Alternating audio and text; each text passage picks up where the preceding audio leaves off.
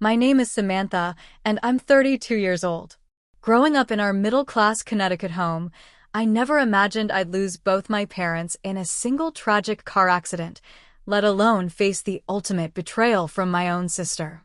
When our parents were revealed a shocking $12 million inheritance, something changed in Hannah. The sister I once built blanket forts with transformed before my eyes, her familiar face hardening with greed as she demanded everything that our parents had left behind.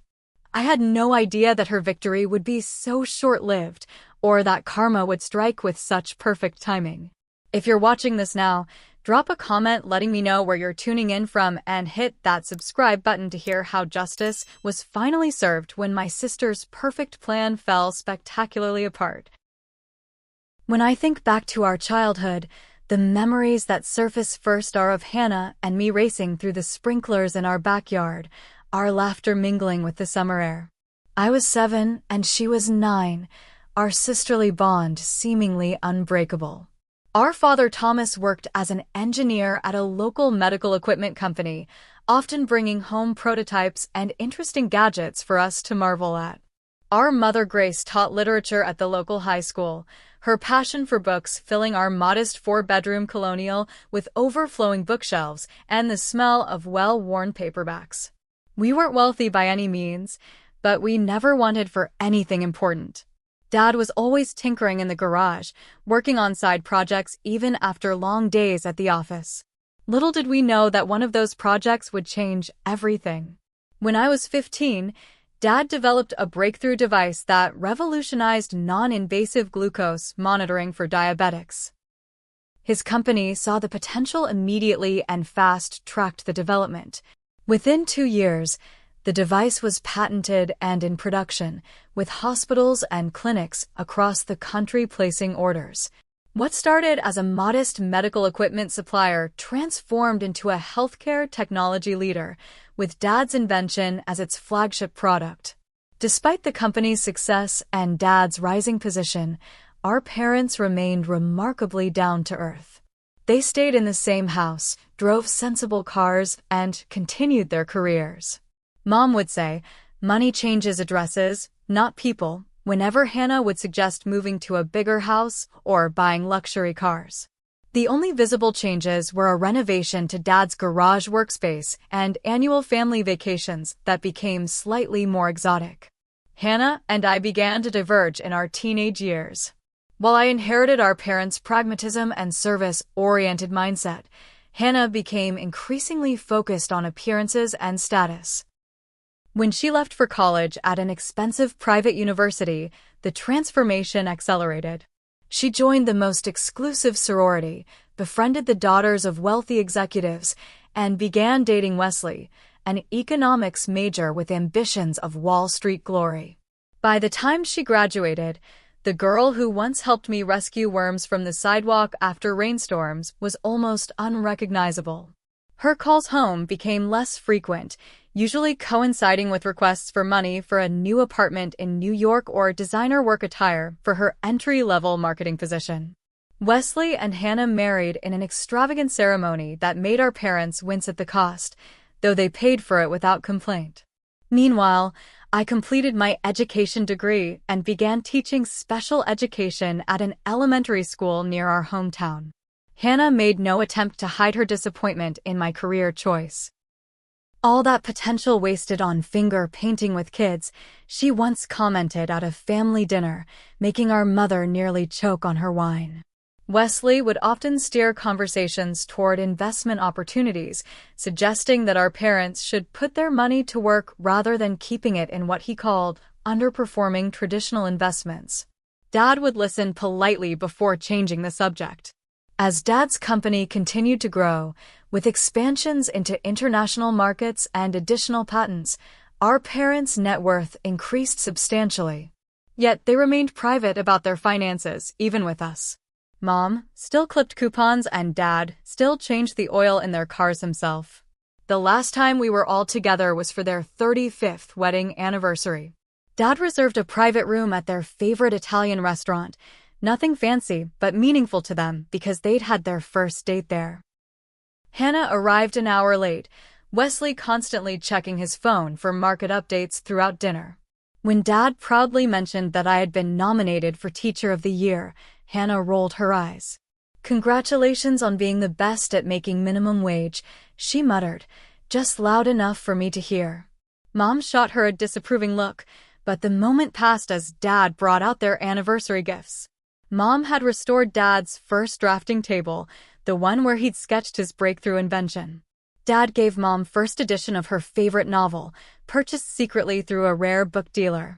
The genuine joy on their faces as they exchanged these thoughtful, non-monetary gifts seemed to irritate Hannah, who exchanged glances with Wesley. As we left the restaurant, Mom hugged me tightly and whispered, "Never lose sight of what truly matters, Sammy." 2 weeks later, on a rainy Tuesday evening, I received the call that changed everything. Mom and Dad had been driving home from a charity event when a semi-truck crossed the median on the highway. The impact was immediate and, according to the solemn-voiced police officer on the phone, they didn't suffer. I called Hannah immediately, my voice breaking as I shared the unthinkable news. For a brief moment, I heard my sister again, not the status-conscious woman she'd become, but the girl who had held my hand on the first day of kindergarten. We met at the hospital, falling into each other's arms in the sterile waiting room, our shared grief momentarily bridging the growing distance between us. As we identified our parents' belongings, the gold watch Dad always wore and Mom's well-worn leather planner, I thought perhaps this tragedy might bring us back together. I had no idea that within days, I would discover just how wrong I was. The days following our parents' deaths passed in a blur of arrangements and paperwork. I took charge of the funeral planning, coordinating with the church where our parents had been members for 30 years and selecting readings that reflected their values and spirit. Meanwhile, Hannah seemed oddly distracted, spending hours in Dad's home office, rifling through file cabinets and desk drawers. Our mother's sister, Aunt Patricia, noticed it too. "Your sister hasn't stopped looking at those financial documents since she arrived," she observed quietly as we prepared lunch for relatives who had come to pay respects. "Grief affects everyone differently," I replied, though a small knot of unease began to form in my stomach. The morning of the funeral, Hannah arrived in a brand new Lexus, the temporary tags still taped to the window. When Uncle Robert commented on the car, she mentioned something about needing reliability during this difficult time before quickly changing the subject. The service itself was beautiful and heartbreaking in equal measure.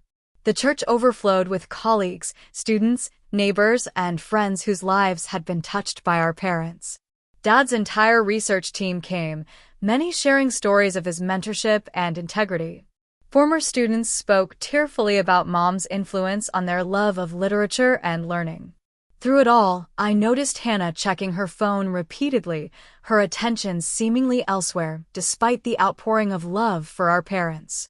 During the final eulogy, delivered by Dad's longtime friend and business partner Martin, Hannah abruptly stood and slipped out of the church. "Important call," she whispered as she squeezed past me.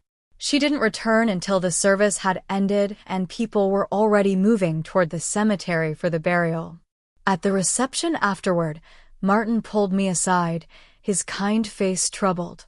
"Samantha, I don't want to add to your burden right now, but I thought you should know. Hannah contacted me about 3 weeks ago, before the accident, asking detailed questions about your father's stake in the company and his other investments." The information settled uneasily. "What did you tell her?" I asked. "Nothing specific. I suggested she speak directly with your father about any financial concerns." He patted my hand. "Your dad was a private man about money matters, even with me. But he was also very methodical. I'm sure his affairs are in perfect order." The next day, we met with our parents' attorney, Edward Montgomery, at his downtown office.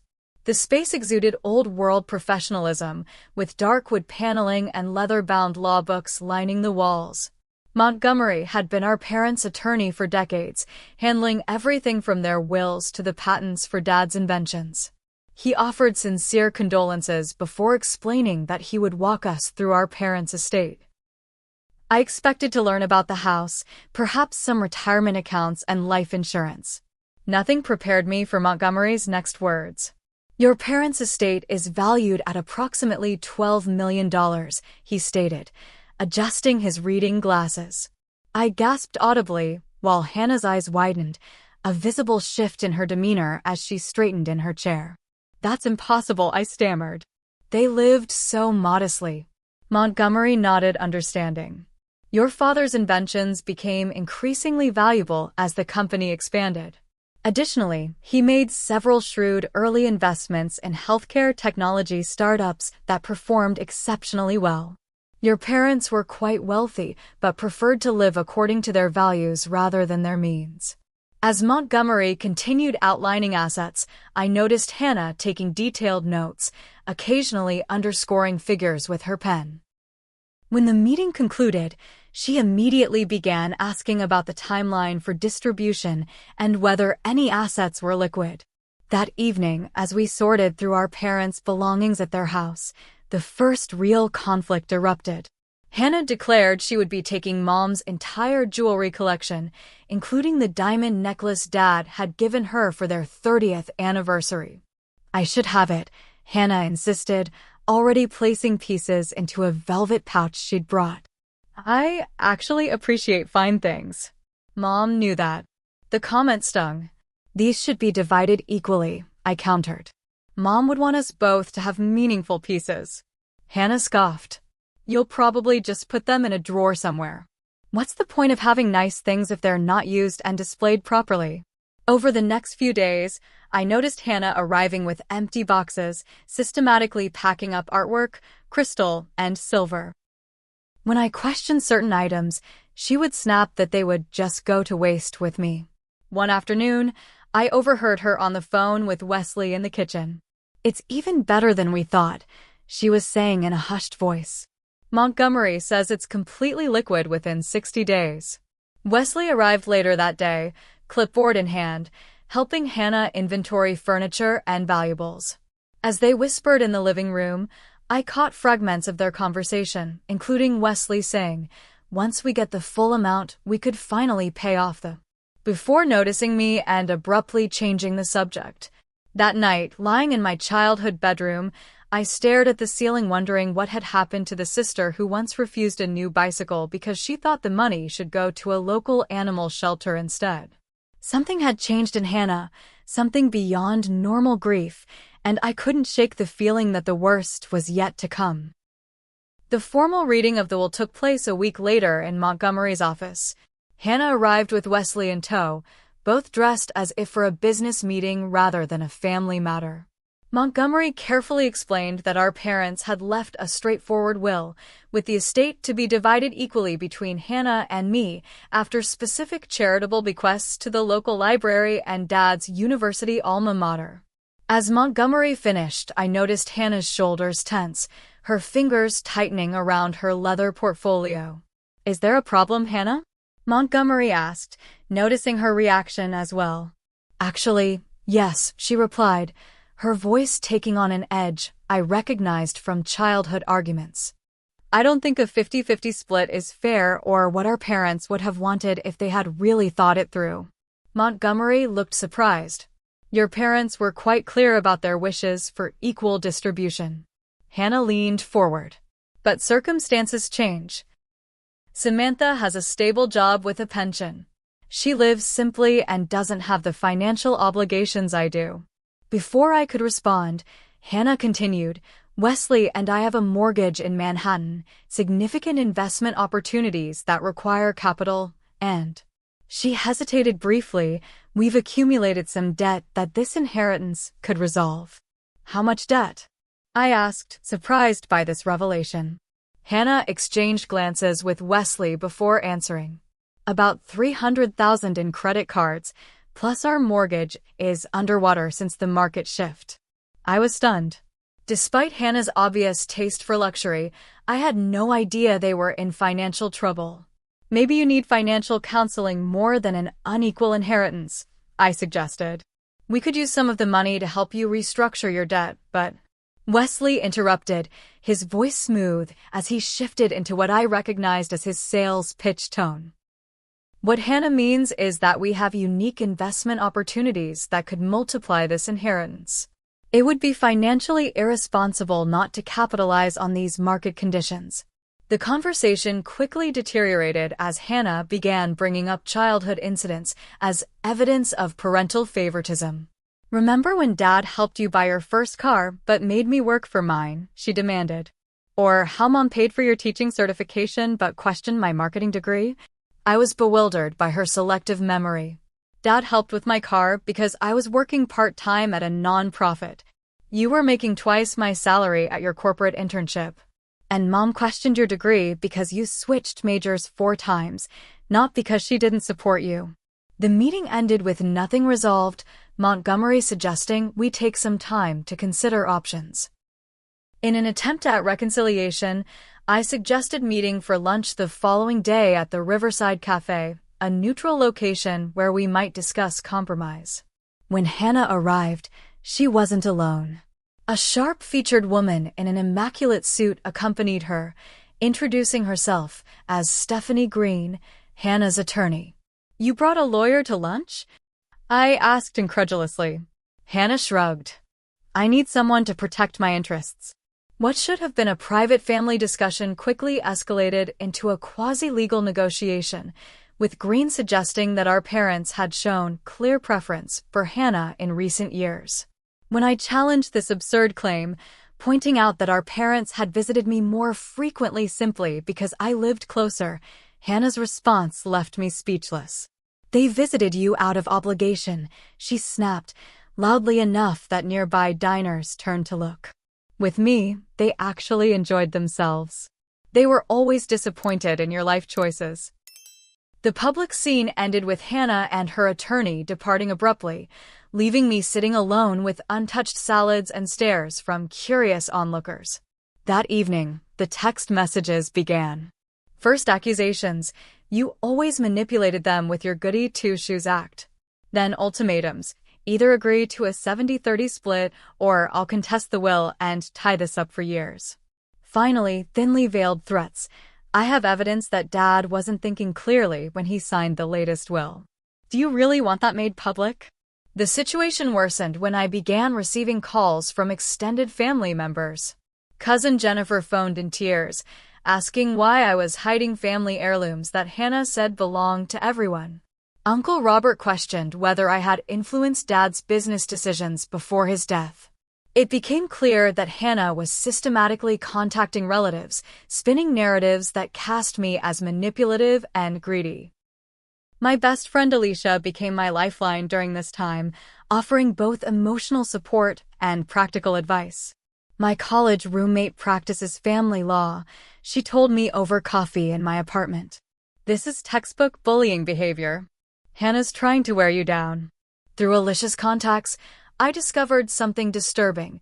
Hannah had consulted with 3 different estate attorneys in the weeks before our parents' death. One of them, indiscreet after a few drinks at a bar association event, mentioned to Alicia's friend that Hannah had been inquiring about ways to challenge wills on grounds of mental incapacity nearly a month before the accident. The revelation left me physically ill. Had Hannah been planning this even while our parents were alive? My suspicions were confirmed when Wesley showed up unannounced at my apartment one evening. His usual slick demeanor was in full force as he explained he'd come to reason with me. "Hannah's very emotional right now," he explained, perching on my couch like he was conducting a business meeting. "Grief affects people differently. Is that why she's been calling family members with lies about me?" I asked. Wesley had the grace to look momentarily uncomfortable. "Family disagreements get messy. But I'm here to talk solutions." His proposal was breathtaking in its audacity.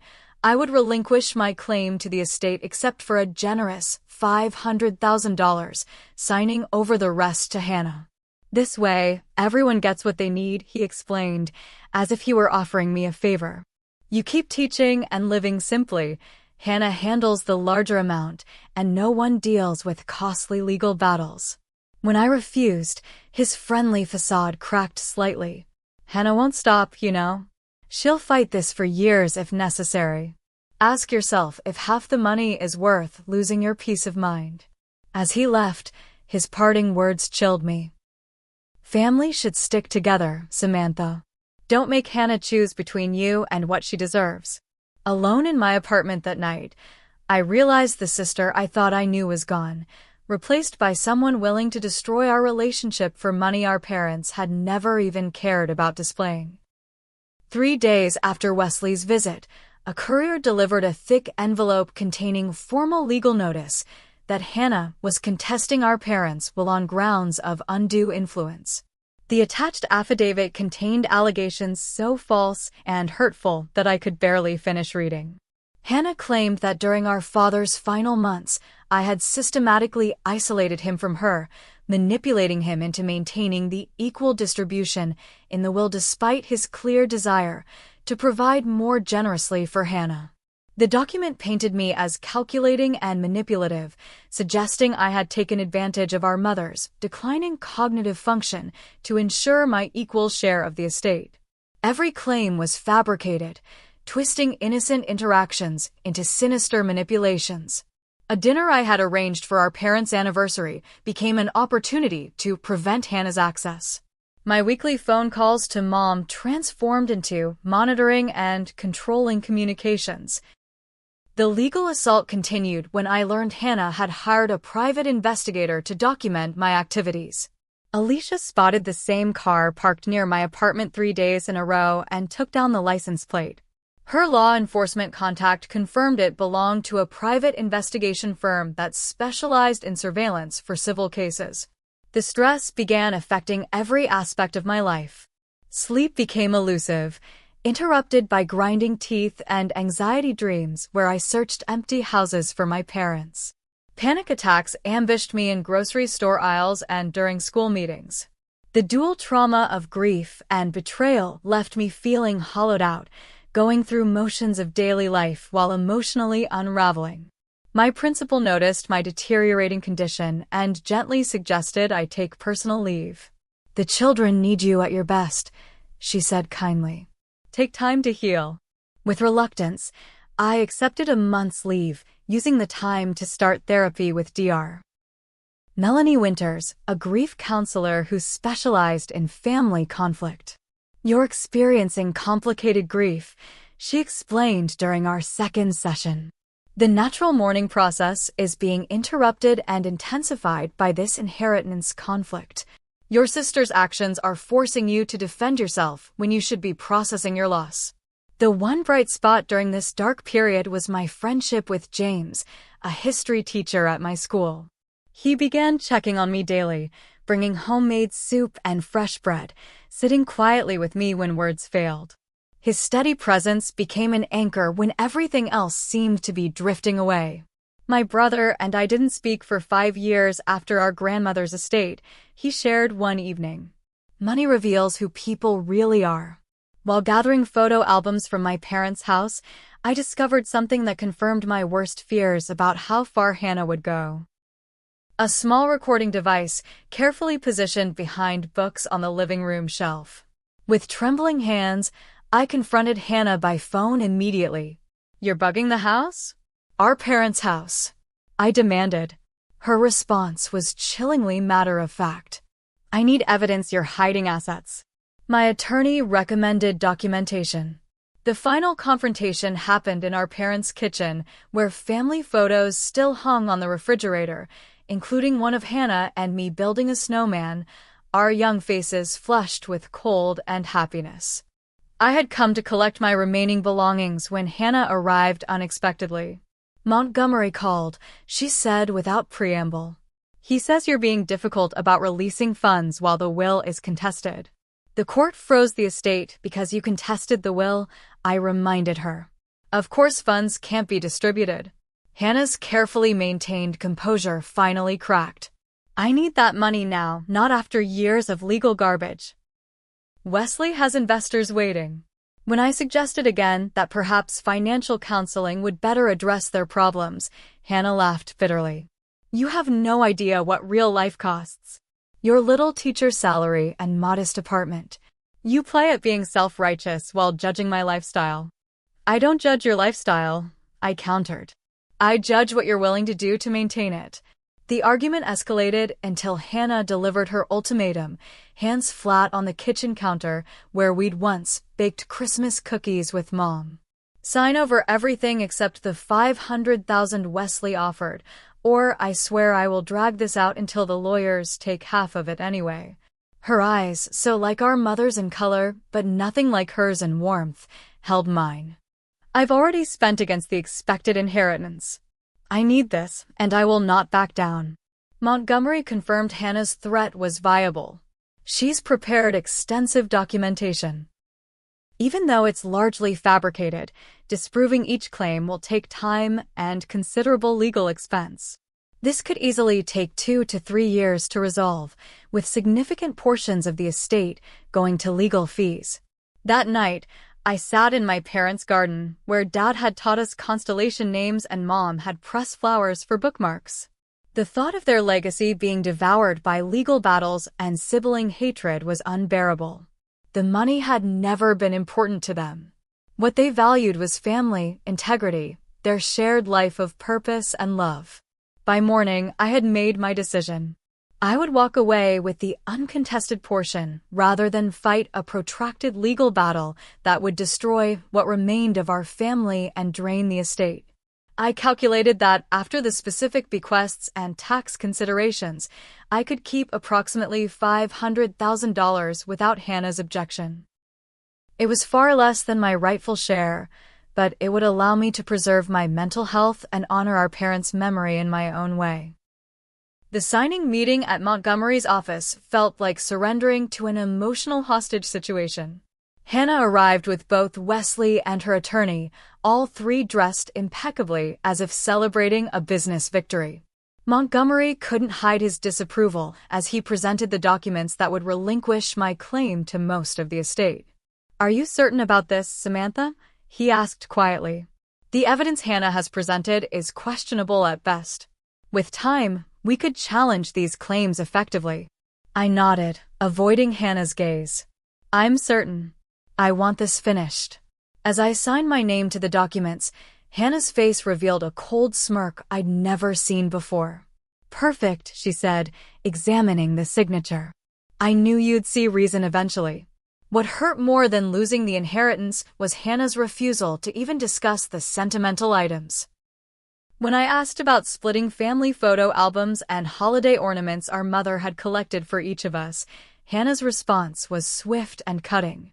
"The agreement covers all assets. If you wanted keepsakes, you should have negotiated that separately." Wesley reviewed the paperwork with calculating eyes, occasionally whispering clarifications to Hannah.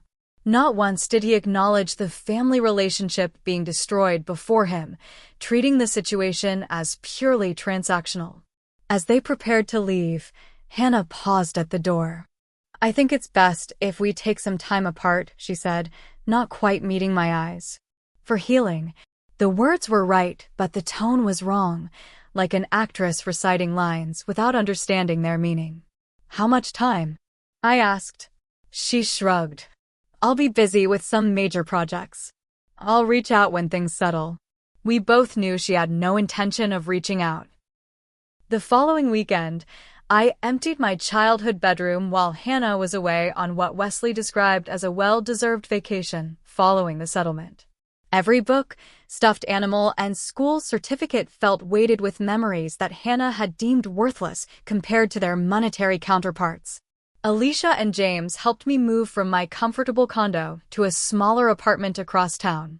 The downsize was necessary after taking unpaid leave from teaching, though the settlement would keep me financially secure. "She may have gotten the money, but you kept your integrity," Alicia said as we unpacked kitchen boxes. "That's worth more than $12 million.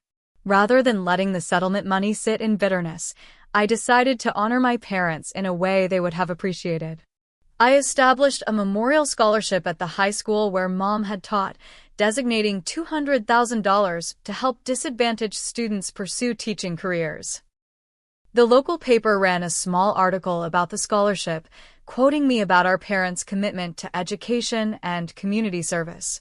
I carefully avoided any mention of the inheritance dispute. Hannah's social media accounts began filling with evidence of her windfall. Photos of a sprawling new house in an exclusive suburb, her wrist draped with a watch I recognized as costing more than my annual teaching salary. Wesley standing proudly beside a Tesla with a personalized license plate. Most surprising was a local business magazine interview where Hannah described herself as an entrepreneur and angel investor launching a luxury hospitality concept. The article mentioned her recently acquired capital without specifying its source, creating the impression of self-made success. While Hannah documented her spending spree, I focused on rebuilding my life. I returned to teaching, finding solace in my students' uncomplicated needs and genuine affection. I volunteered at the grief support group Dr. Winters had recommended, eventually helping facilitate sessions for others experiencing family estrangement. And my friendship with James gradually deepened into something more, his quiet strength and authentic nature a stark contrast to the materialistic values that had consumed my sister. A chance encounter with Martin, my father's business partner, provided the first hint that all might not be well in Hannah's new empire. We met at a charity auction benefiting the hospital where Dad's devices were first used. "I'm concerned about some of Hannah's business decisions," he confided as we examined the silent auction items. She approached me about investing in Wesley's new hedge fund. The projected returns are suspiciously high, and when I asked for documentation, Wesley became evasive. Martin shook his head. "Your father was methodical, researching investments for months before committing funds. Hannah seems to be making impulsive decisions with large sums." His words were prophetic. Within weeks, rumors began circulating in financial circles about Wesley's investment strategies. A former colleague of Hannah's mentioned at a teacher's happy hour that several clients had withdrawn from Wesley's firm after questioning his methods. More troubling was the call from Aunt Patricia. "Hannah is selling your parents' house," she said, her voice tight with disapproval. "The realtor is hosting an estate sale next weekend. If there are any personal items you want to save, this might be your last chance." I couldn't bear to attend the estate sale, sending James instead to rescue any remaining family photos or mementos. He returned with a small box, his expression grim. "Most personal items were already gone," he reported. "But the housekeeper, Mrs. Rivera, had saved some photos and your mother's recipe book. She asked me to give them to you." The handwritten recipe cards, stained with vanilla extract and butter fingerprints, brought tears I thought had been exhausted. A week later, an anonymous package arrived containing several photo albums and a note. "These shouldn't be sold to strangers. Your mother would want you to have them." I recognized Mrs. Rivera's handwriting, her small act of kindness a stark contrast to my sister's callousness. As Hannah surrounded herself with material acquisitions, I noticed a curious pattern in our extended family's behavior. The relatives who had initially believed Hannah's stories began reaching out to me again. Cousin Jennifer invited me to her daughter's ballet recital. Uncle Robert called to share memories of Dad. It seemed the extravagant lifestyle Hannah flaunted on social media was raising questions about her claims of my financial manipulation. "People aren't stupid," Alicia observed. "They can do math. If you supposedly swindled the inheritance, why are you teaching special ed while Hannah's buying vacation properties?" I maintained a dignified silence about the settlement, never contradicting Hannah's narrative, but focusing instead on honoring our parents through the scholarship and community involvement. The local education board recognized the memorial scholarship with a small ceremony, presenting me with a plaque that now hangs in my classroom next to a photo of Mom reading to her students. Through it all, I waited for the grief to soften, for the sense of betrayal to dull. Some days were better than others. On Mom's birthday, I placed flowers at their graves alone, Hannah having sent an impersonal arrangement delivered by a high-end florist. I wondered if she ever reflected on what our parents would think of her choices, or if the comfort of wealth had completely overshadowed such considerations. I had no way of knowing that answers to these questions would come sooner and more dramatically than I could have imagined. Exactly 2 months after the settlement was finalized, I was grading papers in my classroom after school when Alicia burst in, waving her phone. "You need to see this," she said, pulling up the financial section of the city newspaper on her screen. The headlines sent a jolt through me. Federal investigation launched into Wesley Davis Investment Group amid fraud allegations. I scanned the article with growing disbelief. Wesley's firm was under investigation for misleading investors and potentially operating a sophisticated Ponzi scheme. The article mentioned recently acquired family money used to attract additional investors with promises of exclusive opportunities and extraordinary returns. Before I could fully process this information, my phone rang. It was Martin. "Have you seen the news about Wesley?" he asked without preamble. "Hannah invested nearly $8 million with his fund," he continued, his voice heavy. I tried to warn her about diversification, but she said Wesley had insider connections that guaranteed returns. Over the next several days, the situation unraveled with stunning speed. Wesley had apparently fled the country, transferring significant assets to offshore accounts before the investigation became public. Hannah's luxury resort development, prominently featured in her social media posts, had collapsed after contractors walked off the job due to bounce checks, resulting in a $2 million loss. Most devastating was the tax audit revealing Hannah had failed to properly account for estate taxes, resulting in penalties exceeding $1.5 million. The schadenfreude I expected to feel never materialized. Instead, watching my sister's life implode from a distance felt hollow and sad, another layer of loss atop the grief I was still processing. Reports of Hannah's assets being seized began circulating among family. Aunt Patricia called to say Hannah's designer clothing and cars were being repossessed, the new house listed for quick sale at a significant loss. Through it all, I maintained my distance, focusing on the approaching school year and the memorial scholarship recipients who would be announced at the fall assembly. Then the text messages started, a mirror image of those I'd received during the inheritance dispute. First came vague check-ins, "Hey, how have you been?" Then thinly veiled hints, "Things have been challenging lately." Finally, direct appeals, "Can we talk? I need some advice about financial matters."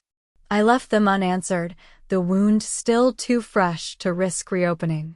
Aunt Patricia provided updates whether I wanted them or not. "Hannah's been calling everyone asking for loans," she reported during our monthly lunch. She told Uncle Robert she just needs to bridge some temporary cash flow issues until Wesley resolves his misunderstanding with the government. The idea that Hannah still believed in Wesley's innocence was perhaps the most painful revelation.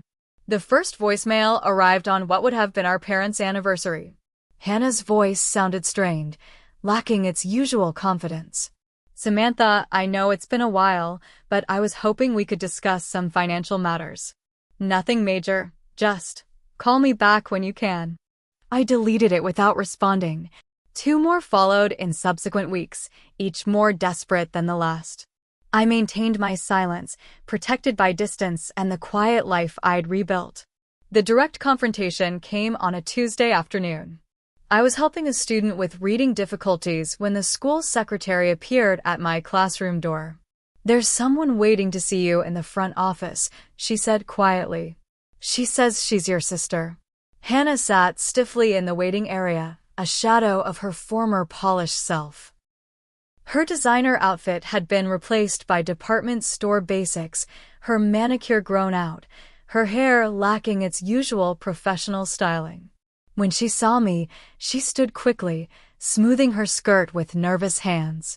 "Thank you for seeing me," she said formally, as if we were business acquaintances rather than sisters who had once shared everything. We walked silently to a nearby coffee shop, the awkwardness between us a physical presence. Once seated with untouched drinks before us, Hannah cleared her throat. "I'm sure you've heard about my situation," she began. When I didn't respond, she continued.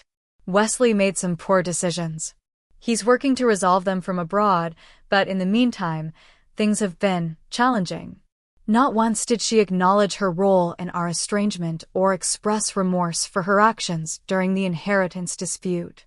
Instead, she framed her visit as a temporary setback in an otherwise successful life trajectory. I was hoping you might consider a short-term loan, she finally said, eyes fixed on her coffee cup. Just until Wesley's legal issues are clarified.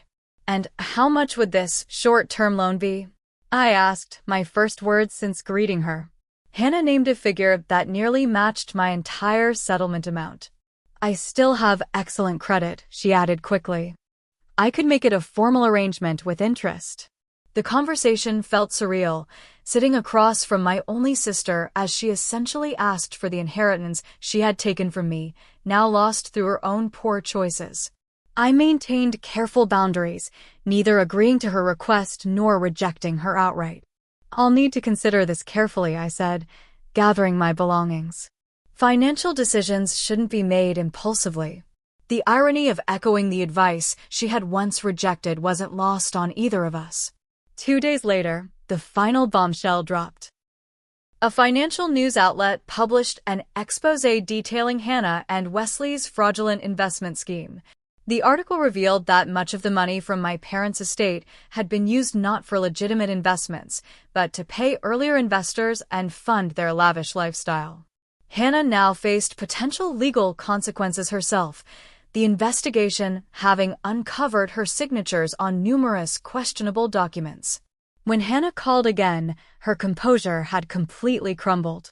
Through tears, she revealed that Wesley had left her with nothing, transferring their remaining liquid assets to accounts she couldn't access before disappearing.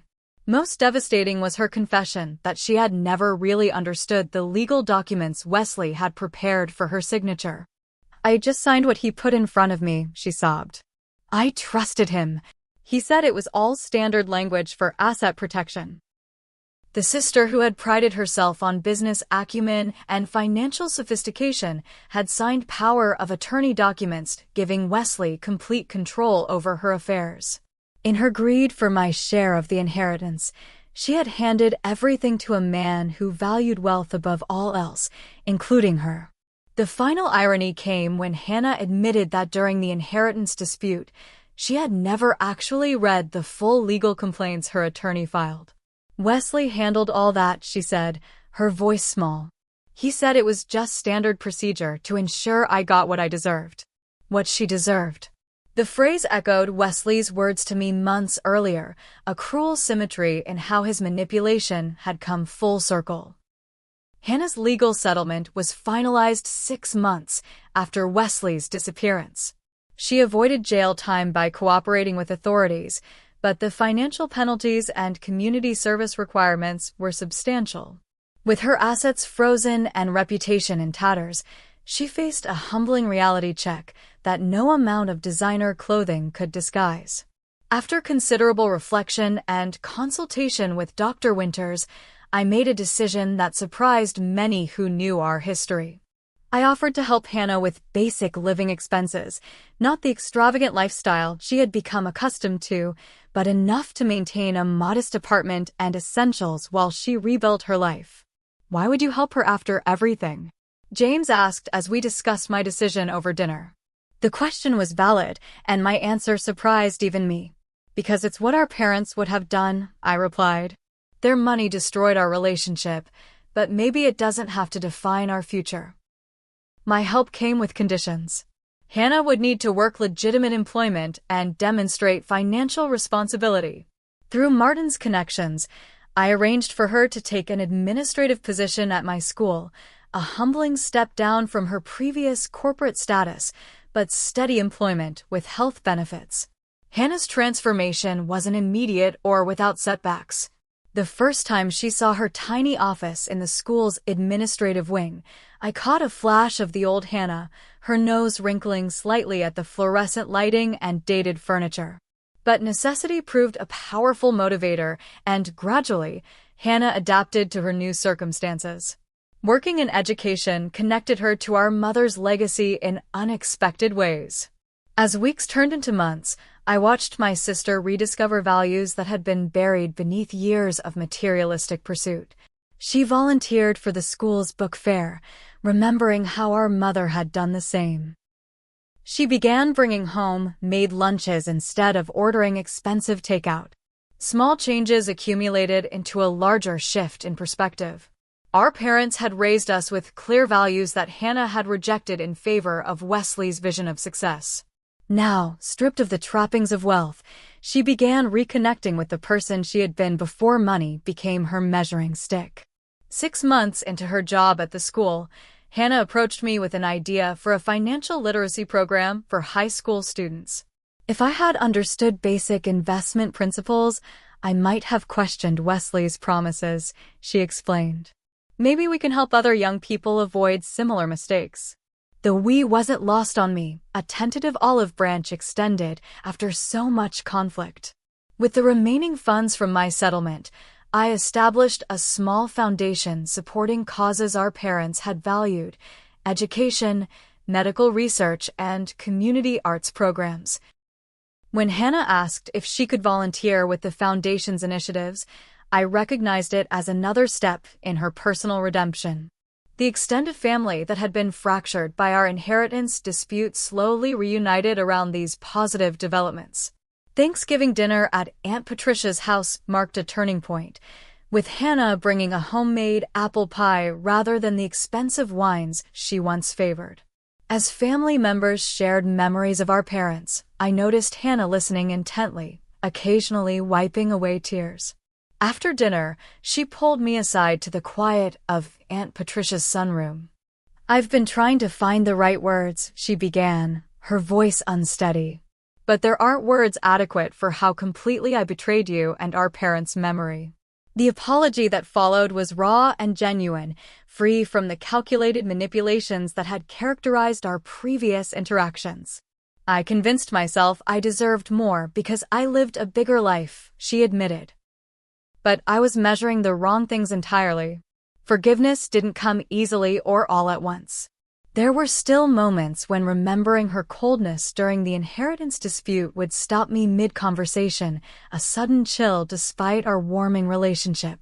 But watching Hannah's genuine efforts to rebuild her life with integrity created space for healing neither of us had thought possible. James proposed on my birthday, not with an extravagant diamond that would have impressed the old Hannah, but with my grandmother's restored ring that he had secretly retrieved from the estate sale. The simple gesture embodied everything I valued: thoughtfulness over flash, meaning over monetary worth. To my surprise, Hannah threw herself into helping plan a small, meaningful ceremony. "You don't have to do this," I told her as she assembled handmade centerpieces in her apartment. "I know," she replied, focusing on arranging wildflowers in mason jars. "I want to." When I asked Hannah to be my bridesmaid, the tears in her eyes spoke volumes about our journey from estrangement to reconciliation. The wedding itself was everything our parents would have loved: intimate, joyful, centered on relationships rather than appearances. Hannah stood beside me in a simple blue dress, her brief toast capturing our family's journey without directly referencing the painful past. "Our parents taught us that true wealth lies in how we treat each other," she said, raising her glass. Samantha never forgot that lesson, even when I did. I'm learning it again through her example. The most profound moment of healing came 6 months after the wedding. Hannah suggested we visit our parents' graves together on the anniversary of the accident. Standing before the shared headstone, Hannah placed fresh flowers beside the marker. "Do you think they would forgive me?" she asked quietly. "They already did," I replied. "They forgave us before we even made our mistakes." That's what parents do. We stood in silence, two sisters who had traveled a painful road to arrive at a truth our parents had lived: that relationships outlast possessions, that character matters more than wealth, and that forgiveness, while difficult, offers the only path forward from betrayal. The inheritance that had nearly destroyed us ultimately revealed who we truly were. For Hannah, It exposed a vulnerability to materialism that had nearly cost her everything. For me, it tested my commitment to the values our parents had instilled. In losing the money, I had preserved something far more valuable. In gaining it all, Hannah had lost herself before finding her way back. As I watch my sister rebuild her life with newfound wisdom, I often think about what our parents' true legacy was.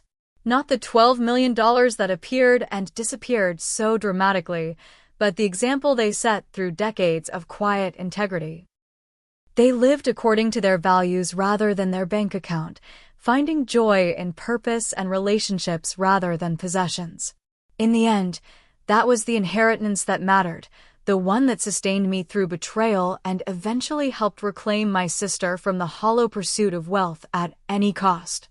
If you've made it to the end of this story, I'd love to know if you've ever experienced a family conflict over money or possessions and how you navigated those challenging waters. Leave a comment below sharing your experience or any insights this story brought up for you. And if you found value in this journey through loss, betrayal, and redemption, please consider subscribing and sharing with others who might be facing similar family challenges. Remember that true wealth isn't measured in dollars, but in the integrity and love we bring to our relationships. Thank you for listening to my story.